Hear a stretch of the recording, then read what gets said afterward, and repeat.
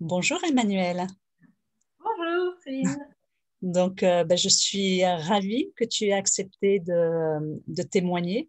Je suis ravie voilà, que tu nous partages un petit peu ce que tu as vécu durant cet accompagnement. Donc, c'est vrai que cet accompagnement, on l'a terminé il y a quelque temps déjà. Hein. On a commencé en 2019 et ça s'est terminé en 2020, il me semble. Ouais. Donc, je suis ravie aussi de faire ce témoignage quelques mois après la fin de cet accompagnement. Et donc, l'idée, c'est vraiment que tu nous partages ce voyage au cœur de ton être qu'on a partagé ensemble et voilà, que tu témoignes. Donc, dans un premier temps, je te laisse te présenter. D'accord, donc Emmanuel, j'ai un petit peu plus de 50 ans. J'habite dans la région parisienne et j'ai eu l'occasion rencontrer, de te rencontrer quand j'ai voulu prendre un petit peu de recul sur ma vie professionnelle passionnante, mais peut-être un peu trop passionnante. Et voilà, me poser, prendre du recul, réfléchir sur où j'en étais et quelles allaient être les étapes d'après dans ma vie et personnelle et professionnelle. Donc, est-ce que tu peux nous dire un petit peu quelle était la situation que tu vivais avant qu'on commence l'accompagnement? Qu'est-ce que tu vivais? Quelles étaient tes frustrations? Quelles étaient tes difficultés, tes défis? Oui, alors écoute, en fait, j'étais dans un poste qui est, comme je le disais, passionnant, mais dont je me suis, ou peut-être au sein duquel je m'étais un peu perdue parce que trop engagée dans tous les sens. Ce poste m'offrait une liberté incroyable et l'opportunité de mettre en œuvre et tu me vois? Oui. De déployer tout ce que j'avais comme idée, avec enthousiasme et vraiment avec passion. Et ce que j'ai fait pendant plusieurs années, à un moment où finalement j'ai senti que mon enthousiasme, ma façon de voir plutôt positive des choses, n'arrivait plus à être transférée et transmise à mes collègues proches, qui eux, je le sentais bien, étaient en souffrance professionnellement parce qu'on s'inscrivait dans une réorganisation. J'ai voulu prendre du recul et puis je me suis dit que j'étais plus forcément la personne qui pouvait bien les guider par rapport à la situation qu'on vivait professionnellement. Et du coup, je me suis mise en retrait, je voulus prendre du temps, je me suis remise en cause et je me suis questionnée pour faire face à cette situation et comprendre ce qui se passait au-delà d'une pure rationalité et essayer de trouver d'autres outils et d'autres moyens d'appréhender cette complexité de souffrance que je n'amenais pas, mais que je n'arrivais pas à faire, à atténuer et à guérir. Je me souviens, quand on s'est rencontrés les premières fois, tu étais épuisée. Il y avait vraiment une usure professionnelle, une fatigue qui était présente, quoi. Merci de me le rappeler parce que tu vois, au bout d'une année, grâce à toi, pour beaucoup, hein, mais je ne m'en souvenais même plus. Et pourtant, effectivement, c'est la première des choses qui m'a aussi guidée, conduite à faire ce travail ensemble, c'est que j'avais aussi besoin de récupérer personnellement. Ouais. J'étais assez passionnée par mon métier et je me suis un petit peu épuisée dedans. Ouais. Et tu prenais un congé sabbatique quand on s'est Tout à quand on fait. s'est rencontrés. Ouais. Tout à fait. Ouais. Tu t'étais autorisée à cette pause-là, en tous les cas. Et j'ai eu la chance d'avoir un environnement professionnel extrêmement bienveillant qui Mm. m'a permis Mm. de faire ce que j'ai fait pour la première fois dans ma vie. Ouais. Non pas une pause professionnelle, ça j'en avais déjà eu l'occasion de faire, mais sous forme de congé sabbatique. Et c'est vrai que c'était quelque chose que je n'étais jamais autorisée. Ouais. Ben oui, oui. Et qui n'était pas forcément évident non plus, hein. Qui n'était pas Et qui n'était forcément... pas simple parce que Ouais. je ne l'avais pas anticipé, Mm. donc du coup je l'avais effectivement pas. C'était à la fois le début d'une page blanche et en même Mm. temps un petit peu l'effroi de la page blanche, parce Ouais. que Ben oui. quand on prend un congé sabbatique, en général, il est structuré, on part avec une idée précise de voyage, de faire un tour du monde, ou de tenter une nouvelle expérience professionnelle ou caisse, mais voilà, je l'ai accueilli comme ça, je me la suis autorisée et ça a été merveilleux. Et je me souviens qu'il y avait des... Oui, voilà, tu t'étais autorisée et en même temps, il y avait un peu des tremblements, un peu une incertitude par rapport à ce vide quelque part, parce que c'était vraiment, tu t'autorisais aussi à aller vraiment dans tes profondeurs pour poser les choses, quoi. Prendre ce temps pour toi. Oui, je pense qu'effectivement, l'épuisement était tel que je pouvais difficilement descendre Ouais. et aller plus en profondeur physiquement, on va dire. Par contre, oui, pour remonter physiquement, j'avais besoin d'aller plus en profondeur émotionnellement et puis mentalement. Donc, c'est ces équilibres-là que j'avais besoin de réaménager. Ouais. Et quand on a commencé, quelles étaient tes attentes par rapport à cet accompagnement? Alors, mes attentes, elles étaient de retrouver, bon, déjà de retrouver un moyen de faire en sorte que mes forces, en tout cas, ce qui compte pour moi, à savoir d'être enthousiaste, de pouvoir faire du lien avec les personnes, d'être positive, que je puisse me le réapproprier dans une trajectoire et dans un but qui fasse sens pour mon entourage. Et puis c'était voilà, donc c'était à la fois de retrouver un sens professionnel à la continuité de mon parcours professionnel. J'avais un peu plus de 50 ans et un peu plus de 50 ans, on se pose des questions aussi. Et puis, donc en cherchant à la fois de la méthode et en cherchant à la fois la différence, des outils différents. J'avais eu l'occasion de faire plusieurs pauses comme ça dans ma vie précédente, professionnelle et personnelle. Et c'est vrai que c'est des moments importants pour faire des bilans et pour pouvoir mieux repartir. Et en même temps, le faire toute seule, c'est compliqué. Donc, trouver une personne qui soit un accompagnateur bienveillant, c'était ce que je recherchais. Et on s'est rencontrés. Et voilà, ça s'est fait tout naturellement et spontanément en termes de choix mutuels, on va dire. Tout à fait. Et comment tu te sens donc aujourd'hui par rapport à toutes ces problématiques? Ah ben aujourd'hui, je me sens très bien. Je pense que tout ce travail m'a éclairé sur beaucoup de choses. J'ai fait beaucoup de choses pendant ce congé sabbatique, à la fois pour moi, à la fois pour... je me suis autorisée à faire des choses nouvelles. Je me suis formée au Feng Shui que je ne connaissais pas du tout et qui m'a apporté beaucoup et qui m'a permis de me révéler aussi sur certains sujets.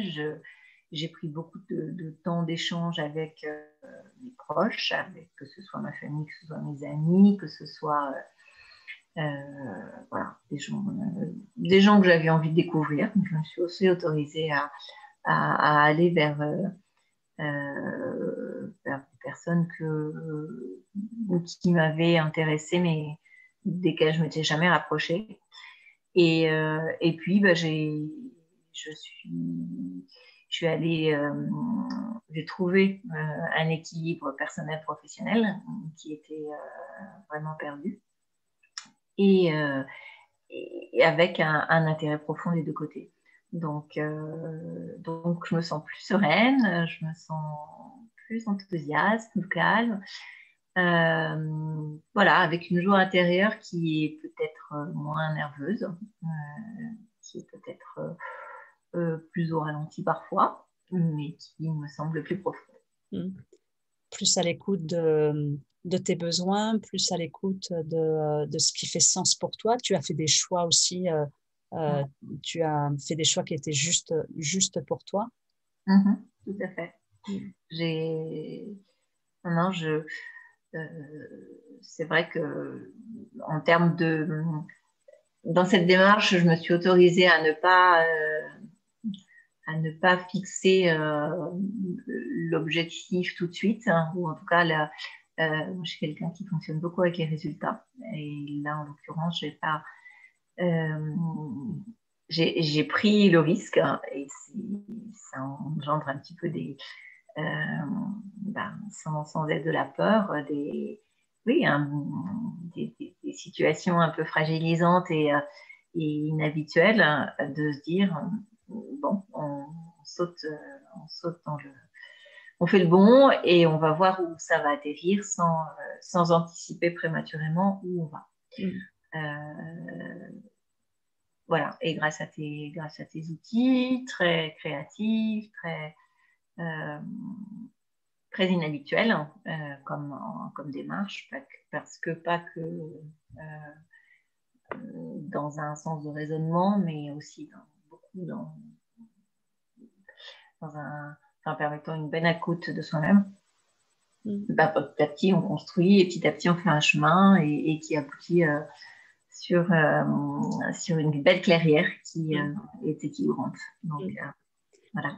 Quand tu me parles, je me souviens aussi que c'était confrontant pour toi, par moment, le fait d'être dans une espèce de vide, le fait d'avancer sans forcément avoir des résultats, d'avoir une boussole et en même temps de te laisser porter par ce qui émergeait. Je me souviens que c'était pas forcément que c'était confrontant pour toi, quoi.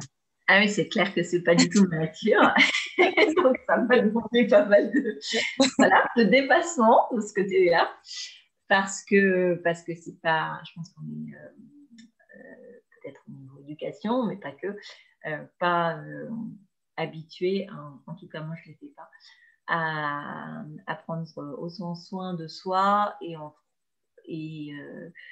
sans se disant je ne vois pas tout de suite où je vais atterrir pour avoir un rôle qui puisse appuyer et être aidant pour les autres. Donc, chemin faisant, hein, tu as vraiment lâché prise, quoi, sur cette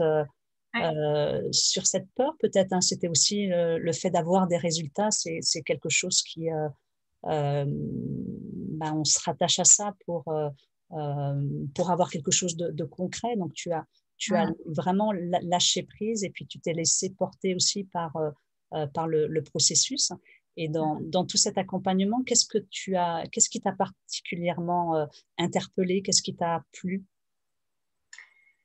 Alors, il y a effectivement ce phénomène de lâcher prise, il y a ce phénomène aussi de transformation de la peur en quelque chose de joyeux. Il y a plein de petits exercices créatifs que tu m'as donnés qui sont très positifs et très constructifs.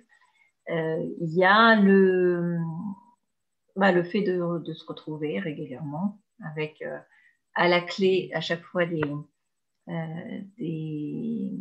livrables, mais des livrables créatifs à construire. Il y a beaucoup d'écriture dans tout ce que j'ai fait grâce à toi avec ton accompagnement, et ça m'a fait énormément de bien. Je me suis rendu compte que j'aimais beaucoup écrire, ce que je savais un peu, mais du coup là j'avais le temps de le faire et écrire sur sa vie, écrire, dessiner ses personnages talents,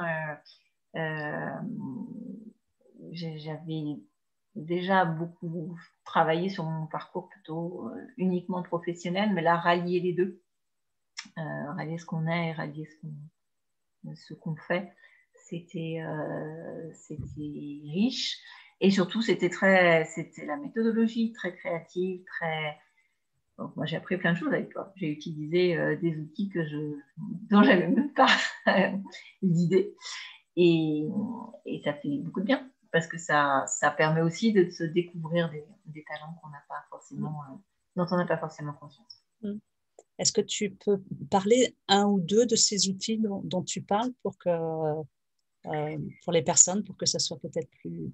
Oui, il y a déjà le fait d'écrire sa vie. Je me souviens très bien quand tu as proposé cet exercice et je t'ai dit, mais c'est l'attendu, c'est une page, 2 pages. Et la réponse a été ce que tu veux. Donc, je me suis lancée dans l'exercice. Ça n'a pas été un livre, mais c'était quand même une vingtaine, une trentaine de pages. Donc, avec des photos de fêtes, avec plein de choses. Et ça a été surtout un magnifique voyage parce que en 50 ans, il s'est passé plein de choses et que du coup, on a beaucoup, beaucoup de plaisir à redécouvrir des tas de choses.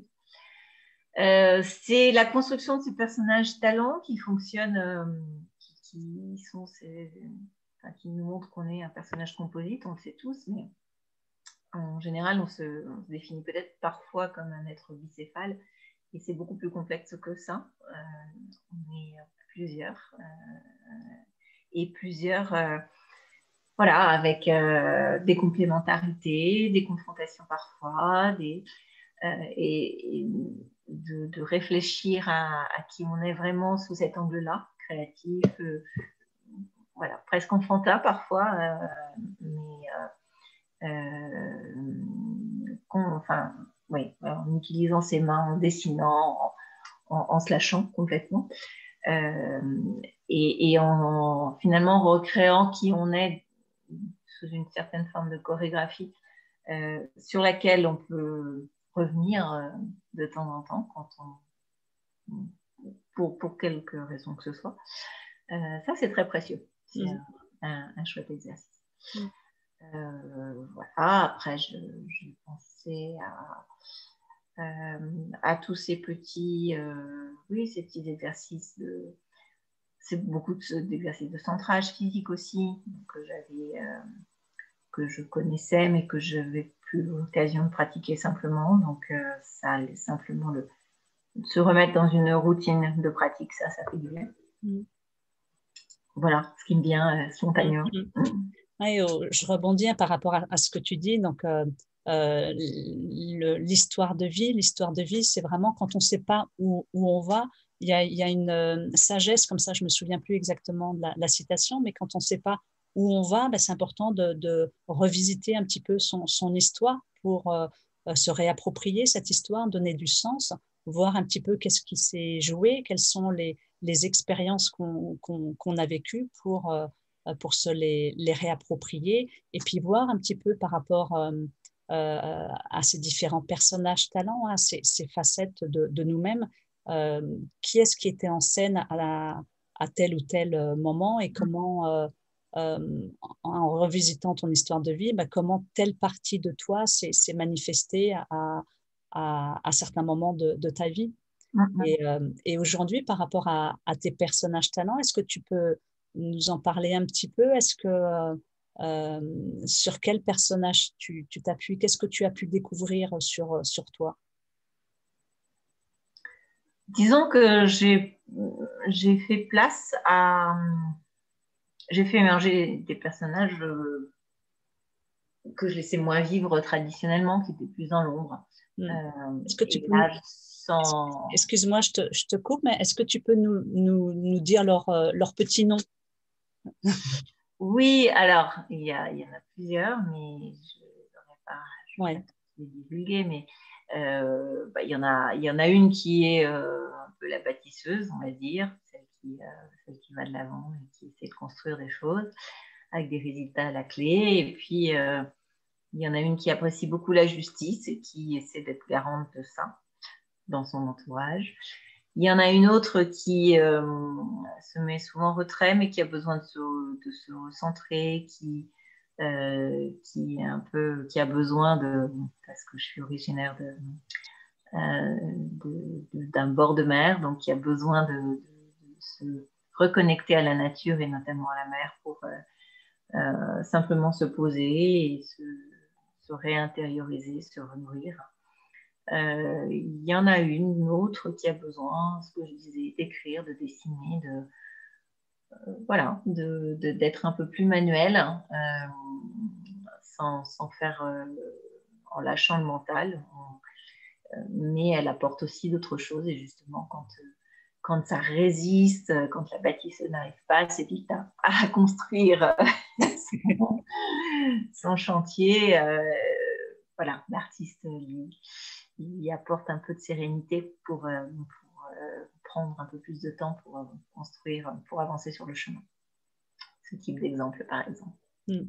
Hein, c'est au travers de ce que tu dis, c'est vraiment se reconnecter au meilleur de soi-même au travers de ces personnages talents, en sachant chaque personnage talent, quels sont les talents, quels sont les besoins, quelles sont les aspirations, et ensuite, parce qu'on peut avoir tendance à se considérer comme un bloc, quoi, mais c'est vraiment de mettre de la clarté sur toutes ces petites parts de nous qui cherchent à se développer, à s'épanouir, à se manifester, qu'on n'est pas que quelque chose et qu'on est beaucoup plus riche par rapport à toutes ces facettes. Et donc, au travers de ce que tu dis, ça permet vraiment de mettre de la clarté et ensuite de savoir sur quelle partie de toi t'appuyer quand tu es plus dans le creux de la vague, sur quel besoin peut-être t'appuyer, quel besoin nourrir euh, pour retrouver de l'énergie. Tout à fait. Non, et c'est un travail qui a été très précieux pour consolider une assise et pour faire face à cette situation particulière, parce que moi, on a à peu près fini notre travail en fin 2019. En amorce d'une année 2020 très, très particulière et très compliquée. Et je pense que, très honnêtement, ce travail d'assise qui s'est produit et de rééquilibre intérieur et extérieur, qui n'aurait pas été fait en amorce de ces confinements successifs, de cette situation de déliement ou de relationnel simplement un peu moins humain parce que beaucoup par l'ordinateur. Je pense que ça aurait été beaucoup plus compliqué pour moi de vivre cette année. Et sur quoi tu t'appuies du coup pour traverser, pour garder ton alignement? Donc déjà, je pense que je dis, il y a le fait d'avoir pris ce temps pour travailler et puis pour intérioriser cet équilibre.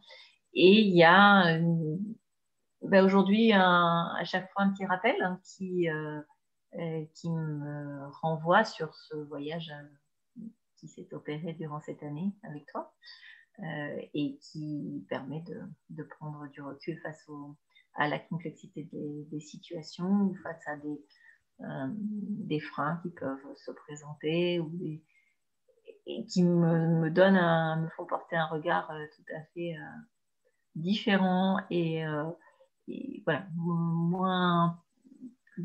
plus en retrait parfois, moins énervé, on va dire, moins passionné sur des problématiques qui, je me rends compte, peuvent souvent se régler d'elles-mêmes en prenant un petit peu plus de temps, mais en laissant la place à chacun et en laissant les choses se faire, en étant forcément dans l'action comme j'étais assez régulièrement et systématiquement.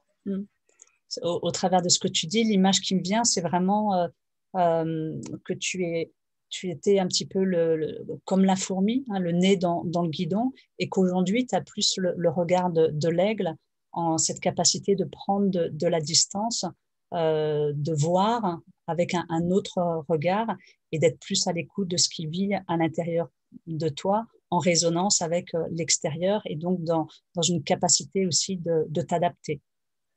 Oui, alors je ne suis pas aussi puissante que l'aigle, hein, ça va être clair. Je pense qu'il symbolise quand même une puissance assez remarquable, mais c'est sûr que oui, ça permet de... J'ai une façon de voir les choses de manière avec beaucoup plus de recul que je n'avais, c'est certain. Qu'est-ce que tu dirais à des personnes qui souhaitent faire cet accompagnement et puis qui hésitent? Alors, on peut hésiter pour plein de raisons, mais je crois qu'à un moment donné, je pense qu'il faut lâcher le mental et se donner le droit, s'accorder le fait de faire la possibilité de faire un voyage avec soi-même, quel que soit son âge. Moi, j'ai eu l'occasion d'en faire plusieurs dans ma vie, mais pas avec autant de légèreté qu'avec toi. Donc, voilà, si vous faites ce pas et si vous vous posez la question, que vous avez envie de vous lâcher entièrement, allez-y, avec Céline, vous serez dans la joie et dans le lâcher-prise pour décompter et pour faire émerger quelque chose dont vous n'avez pas forcément conscience à ce jour. Mais oui, les premiers mots, c'est s'autoriser. Et c'est même pas se faire confiance parce que en fait, ça vient au fur et à mesure. C'est vraiment ce travail d'autorisation et de se dire je me fais ce cadeau parce que ça va être un beau cadeau. Oui, c'est important, hein, l'autorisation, et comme tu dis aussi de dépasser des croyances aussi, hein. Il y a certaines personnes qui se disent à 50 ans, c'est trop tard. Donc, c'est vraiment aussi voir cette croyance et puis se dire que non, il n'y a pas d'âge, quoi. Il n'y a pas d'âge pour se déployer, il n'y a pas d'âge pour se révéler, il n'y a pas d'âge pour se connecter au meilleur de soi-même et puis se déployer, quoi. On a toute sa vie pour faire son chemin de vie. Hein. Au contraire, c'est bien de faire ce type de voyage régulièrement. Bon, est-ce que tu as envie de rajouter autre chose? Est-ce que le mot de la fin, je te laisse le mot de la fin. Le mot de la fin, c'est de s'autoriser et d'aller vers ce voyage qui est une très très belle expérience, savoureuse pour soi avant tout. Merci beaucoup, Emmanuelle. Je t'en prie. Merci d'avoir partagé ce voyage qu'on a vécu ensemble avec ton beau sourire, et puis ça fait voilà. J'ai toujours cette image du premier jour quand je t'ai vue, et puis là je te vois rayonnante, c'est un cadeau.